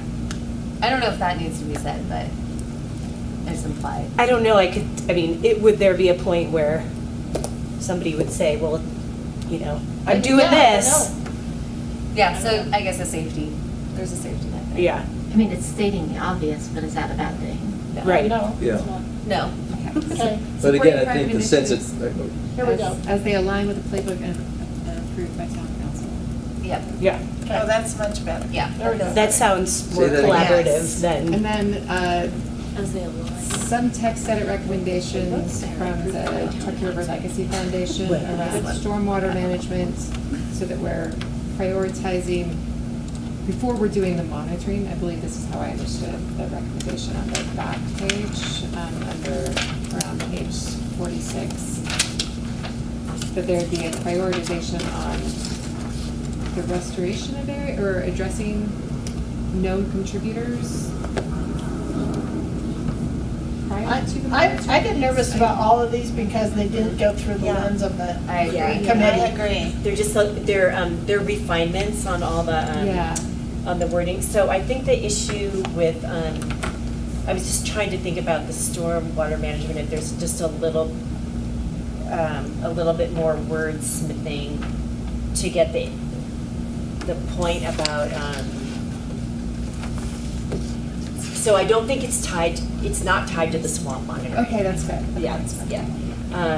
And maybe if there is some maybe wordsmithing, maybe we can Sure. look at that together. I also felt like the enhancing trout habitat, I can go back, I knew that could come. It's from the future. letter from TTFF. Yeah, so I Okay. think there's some language modifications Great. to be able to identify that, yes, there are likely other areas, these are not the only trout habitat areas. Yeah, and so the Cottonwood, so Cottonwood Retreat, another one of these things we've discussed here and at the action team. We don't have complete information. The key point here is the compatibility with TTSA's use. I mean, I actually liked that this was essentially, the due diligence is the evaluation, and we could layer in. Yeah, that would be- This would be what a yeah. feasibility study The would feasibility, entail. yes, perfect. Are these items. Yeah, there's just, That I think sounds- there's a disagreement on but none of us being from TTSA, what's allowed by TTSA, but Yeah. none of us being from TTSA. Yeah, The other thing is we haven't discussed these in great detail. yeah, Yeah. So we just, So the feasibility. yeah, exactly. yeah, Move it to a. exactly, You know. right, Read the word. yeah. Well, I think we So- don't need any votes coming back. So Can I we have go a- back to how about- some of the public Yeah. comments? Yes, I was just gonna Okay. do that from, I wrote 3 points here. One, from Sally, we had decided to strike allowed on the map. So that, I think, was a group decision to get rid of that, and we will be changing the language to, and probably making it more just highlights. We are of- gonna, I of- think we need to be specific, we are gonna, we agreed in our discussion, we would use some vocabulary around potential or possible. Yeah, So yeah, that came up a couple opportunity times, and we area. agreed Yes. already, Yep. we would do The that. opportunity area. And Can there totally are- understand, it might have kind of whizzed by Yeah. quickly, but yeah. Yes, And there are Yeah. labels on the map specifically to Yep. properties that we will. that will Right. go away. And I have a Yes. question on her other, just because we're talking about Sally. She mentioned farther down the river that there's a potential spot there. Is there a reason that that was not recommended, or do you not remember? I can't remember, I Okay. have to look again, I can do that and follow up with Stephanie about that. Okay. Mm-hmm. That would be my, next because piece if there is actually- another spot that- there, the next that makes piece is sense for all the actually things that makes not sense. buildable, really, because of Right, the that's what I 100-foot was- setback. And it's owned by Edgar Stratton, Oh, okay. and it's probably, Why? he wants to sell it. So It's it's, got a that for should, sale sign on it. that wouldn't be a bad Yeah. spot to highlight. And then the piece that I was talking about that's public, from the little triangle, it's further to the west. There's a piece owned by Land Trust. And I Yeah, don't know how steep it is, yeah, but, I mean, that's pretty much public. Yeah. If that was highlighted as opposed, or even just highlighted along that In whole addition. area. I think it's almost adjacent not to just- the Donna Creek confluence. No, it's It's more further in line east. with, across from like AT&T. Okay, okay. Yep. Yeah, It's because the Future land pickleball trust property courts. actually crosses the river. right, that's right. One can only hope. Maybe. Okay. I would like that. So I think if that was highlighted, that might be. On Jake's, we are not recommending a strict 75-foot setback in this document. We are recommending that the 100-year floodplain be surveyed and then a future discussion on what is the appropriate setbacks after the survey is complete. Right. Okay, so I just want to make that clarification. And catalysts I wrote down for Connie. Was there a comment Yes, there? I wanted to make a Okay. comment to Connie. I think maybe Jeff could help with whoever the liaisons are for your Catalyst project, because these are supposed to be marching on, and boldly. I'm gonna use the word boldly. So I think it's important to With clarify. intentionality. Yes, Yeah. lots of For action. intentionality. Just so Yes. that the committee's clear, the Catalyst projects, in addition to the action book, like, design workshop has had to get capacity built up. So they are moving on boldly, but we've had a kickoff of all of them at this point, but Right. building that capacity has taken some time. Yeah, I'm just responding to Connie, because what she said is not where Catalyst project is that I'm working on. So don't feel, but there And then you for have lots of Jason, support. so for Jason's comment, the maps do not show current use, it's not what they're showing, we clarified that. And then we already discussed conceptual, possible, et cetera, will be used. I like conceptual. Great minds all think alike. Good job. Okay, so I had, that's public comment things. The only things I have left are really, I think we agreed on all the location, all the access language, and we're all good there. So it's really to show or not show the conceptual bridges. I think as long as they Yes. say conceptual, Yes. and the one that says proposed but is actually funded, those two things are changed, then Okay. I'm good with keeping them on. Do you want a formal vote on that? Yes. Yeah. Okay, so we're gonna do a formal vote on whether to show conceptual bridges on the plan, two conceptual bridges on the plan. So all in favor of conceptual bridges? We're gonna do a roll call vote. Okay. Kaylee? Carrie Jones Jones? Yes. Tim Rupert, Yes. Jessica Penman, Yes. Steph Olivieri, No. Pam Habday, Yes. Jeffrey Minosko, Yes. Lisa Wallace, Yes. Rolf Godon, No. So and two. Lindsay Romack. Yes. 7-2. 7-2. Steph, no. 7-2, we're gonna continue to show them. There is an option that we can note in the playbook that this was not a unanimous vote, okay? And we will make that comment, okay? That is all I have on this. Any other items on this? Are we? Next for Archie's. So I know, yeah, that's the next item. But we're good on the playbook? Yeah, Wow. Okay, so this is next steps on the, what comes next for R2SC? Yes. You kick it off. So similar to the graphic that we just reviewed, so the recommendation for the R2SC, and I'll have Jen join me on this, but is that you restructure to be an ad hoc group. So that would allow you to meet a little bit more informally. You still have public meetings, so they can still be public, like the subcommittee meetings for public, but you would convene on a more as-needed basis.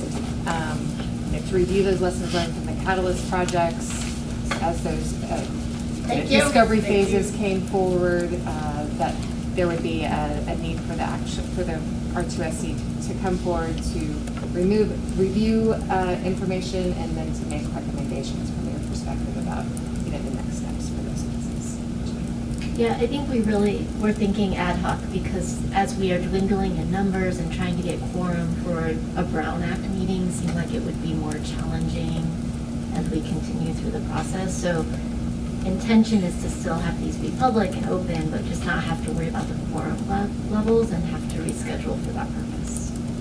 And anyone who was a member of R2SC will be invited Yes. to all of the ad hoc meetings. Unless you specifically asked to not be. Get that choice, but, yes. Hold on. I have to first ask for a comment from this group. Any comments? The only hesitation I have, which might be okay, is we have two, pretty meaty discovery processes. Legal non-conforming uses, and I just forgot that. River setbacks. And the River setbacks. setbacks. Like, those are, Those are big. yeah, those are big, and, I don't know. If we can move through them fairly quickly, I think we could keep critical mass as an ad hoc committee, but especially the legal non-conforming uses. Yeah. Are we thinking we're gonna make subcommittees for those that are gonna work with staff, or is staff taking those on by themselves?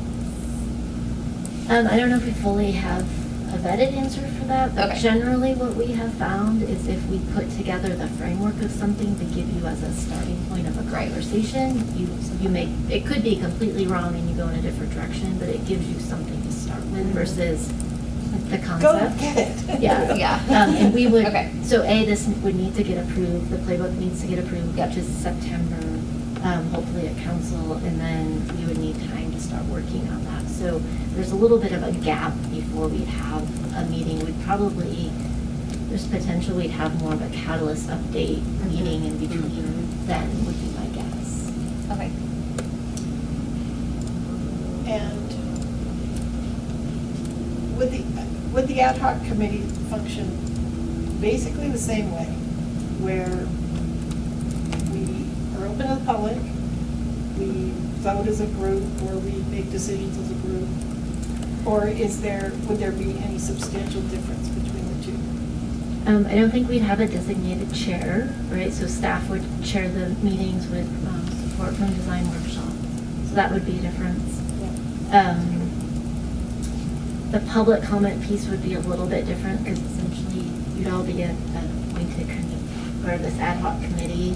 We wouldn't be required to do the public comment piece in the same way, but we would want to include public comments. We'll have to figure out that detail. Because you describe the role and responsibility of the ad hoc and the authority level? It ultimately will depend on what council chooses to direct us to do, and I don't think Lindsay can out, you know. But at the end of the day, whether you're an ad hoc or a Brown Act committee, you're making a recommendation to council. I don't think there is a distinction between the level of the recommendation. Okay, that's what I want. Is my impression this was a Brown Act committee to follow a very open Truckee Way process for the community, and that's why that's why this was cloaked in Brown Act. I think that's true, but also the nuance being that the 2 council members were appointed, so that automatically makes it Brown a Act. Brown Act. Right. So But in one of terms them of have to step kind out. of to Pam's question, the difference between the ad hoc versus R2SC, Brown Act versus ad hoc, this committee really has no authority. There is no budget. There's no authoritative adjudicating authority on anything. All of our conversation tonight, in the past 40 meetings, has been to create this document that goes to town council, which exercises authority and has budgetary, fiscal levers. Yeah. So really, it doesn't, in my mind's eye, I don't think it matters if we're Brown Act or not. Especially, I mean, we would be committing to still having like some kind of an agenda posted Right. and notice, so We it's still could. open. We wouldn't necessarily, our minutes might look slightly different depending on capacity. We might not Right. have as thick of an agenda packet. There might be more discussion points as we work through things, but the authority level is different. And no, they wouldn't. Lindsay, the mayor and council member would not necessarily have to step down. They could still choose to come, but only 2 could come and provide feedback. If more than 2 came to a meeting, they would not be able to provide feedback. They'd only be able to listen. Okay. So where would the agenda come from? Where agenda items come from? It would effectively be the same as it is now. It would be staff and design workshop. And the consultant, right. Things that we haven't necessarily worked through, such as legal nonconforming and maybe relocation and stuff like that, but we didn't have time to really vet. Now it's coming forward with the Catalyst Yeah, project. that's And the right. Catalyst Which will project. be Really huge. important. Yes, Yeah. It's exactly. gonna be a lot. I have one more process question. Yep. If someone wants to join the ad hoc committee, like Jason, or, which might have been his question, or someone else, like, what, is there a process for that? Because we were all appointed. We've also lost people. So I'm just thinking, like, Good question. you know, Lisa's retired, maybe she doesn't want to keep coming. Mhm. Or, you know, would there be a process for that? No, She's we're not not letting her go anywhere. That's my last process question. I guess, actually, I think it's more of a question for the committee. Do you want to have an opportunity for additional people to join? It is going to be harder for a planning commissioner to join. Sure. than He was some maybe people. not Yeah. a good, not a Yeah. good, But that's example. probably a question for this committee. Yeah, I think I would make a recommendation that anyone who's been involved in the process and potentially the 2 subcommittees, the action teams, Yeah. I would be open to, like I would support that, but anybody, then I don't want to restart Right, the the process, discussion on yeah. the. So we're thinking, like, what if we Not rolled out 3 people? relitigate from the beginning. Let's not relitigate everything. Yeah, Yeah, it's been a exactly. process and everybody here has Yes. gotten to this point, so, we have history.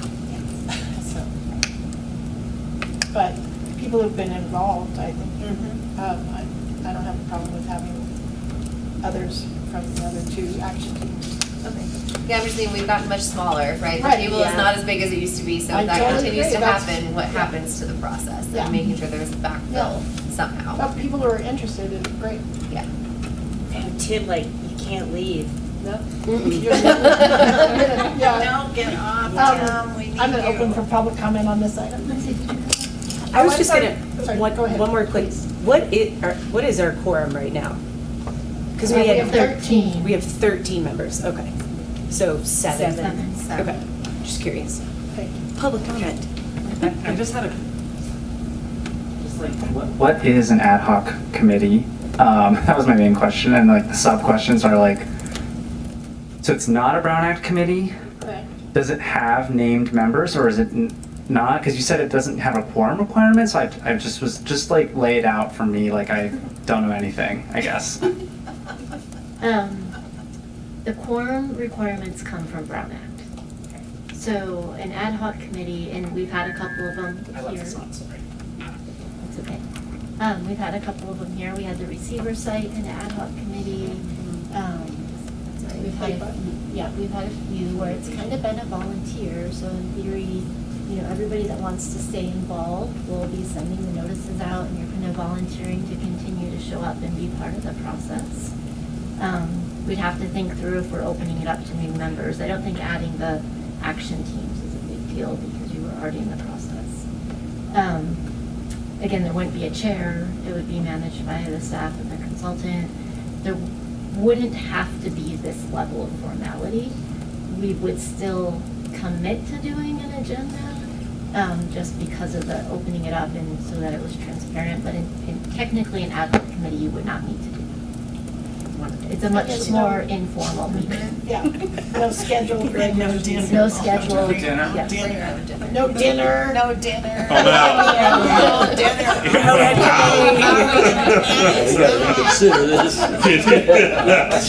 Brown Act, baby. Let's go back to the Brown Yeah, Act. I think Brown Act gives us the framework we need moving forward. Right now, There's I'm no kidding. tie to dinner in Brown Act.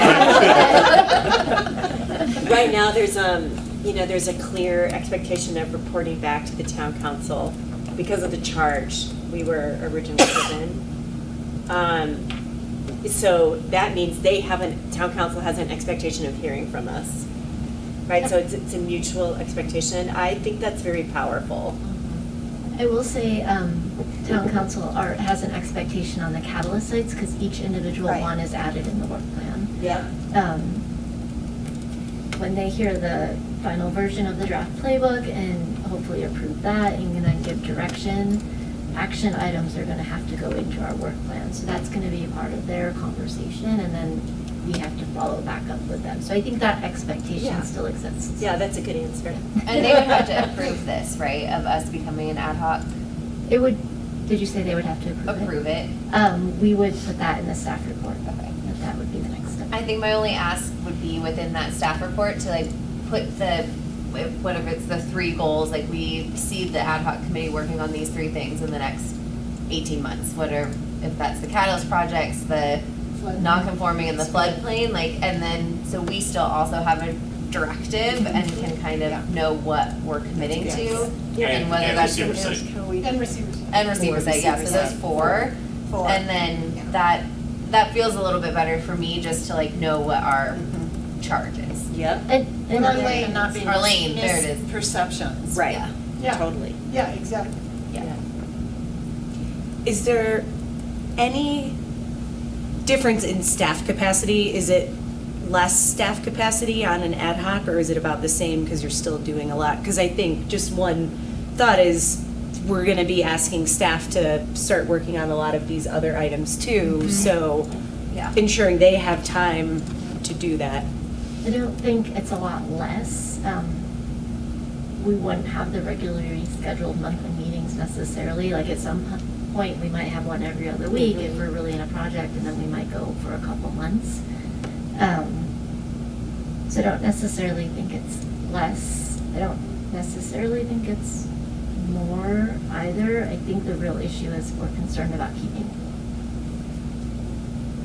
There's a lot of time Carissa spends checking with everybody, Yeah. make sure we can come. Yes.